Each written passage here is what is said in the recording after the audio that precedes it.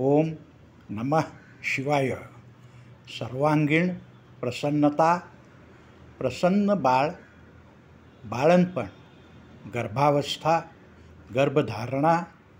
शिरीष पटवर्धन, सविनय सादर, 16 ऑगस्ट 2024.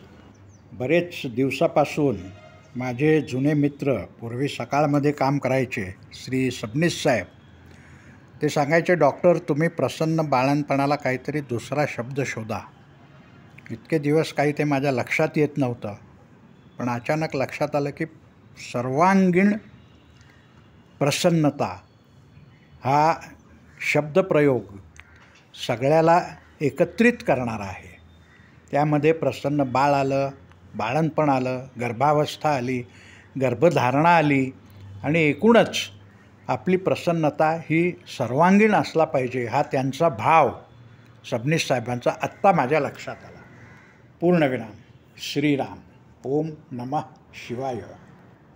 सर्वांगीण प्रसन्नतेची सुरुवात मनयव क्षमता हे काय समजावून घेण्यापासून सुरू होईल.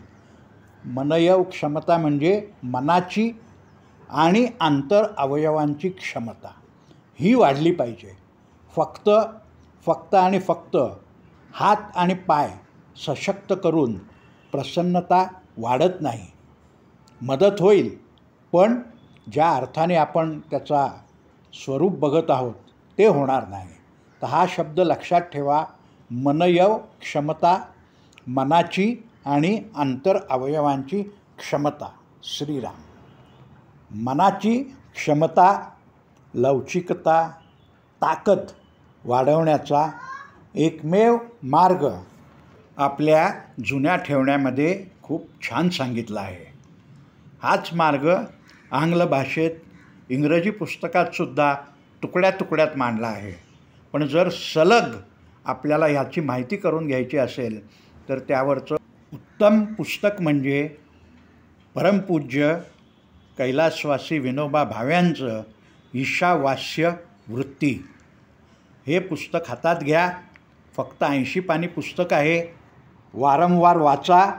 आपली मनाची क्षमता वाढणार.